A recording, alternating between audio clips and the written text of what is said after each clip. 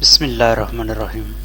السلام علیکم اسٹوڈنٹس، آج ہم اردو مخزن ادب کا خلاصہ لاہور کا جغرافیہ پڑھیں گے for B A B com B S C home economics part 2 کے لیے۔ اسٹوڈنٹس، لاہور صوبہ پنجاب کا ایک شہر ہے اور بزرگوں نے اس کے بارے میں فرمایا ہے کہ لاہور ہی ہے۔ اس کے باوجود اگر لوگ لاہور کو تلاش نہیں کر سکتے تو ان کی تعلیم اور عقل کا تصور ہوتا ہے۔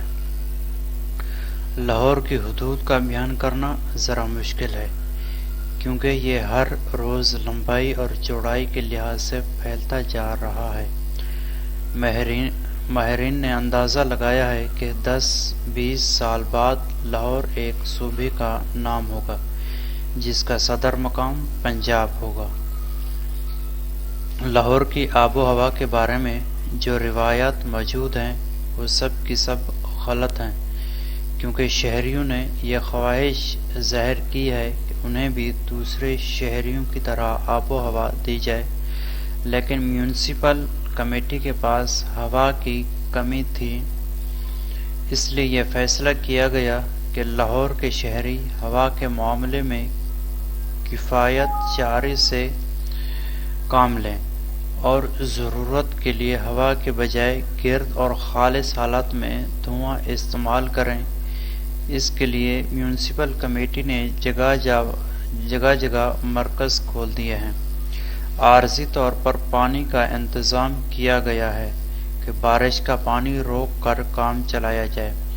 میونسپل نے جگہ جگہ پانی کے نل لگوائے ہیں جن میں گیسیں بھری ہوئی ہیں جو کبھی نہ کبھی مل کر پانی بنا دیں گے۔ وہ سڑک جسے شیر شاہ سوری نے بنوایا تھا، اس پر جگہ جگہ گڑھے پڑے ہوئے ہیں۔ عمدہ عمارتیں اور قابل دید مقامات کم ہو گئے ہیں۔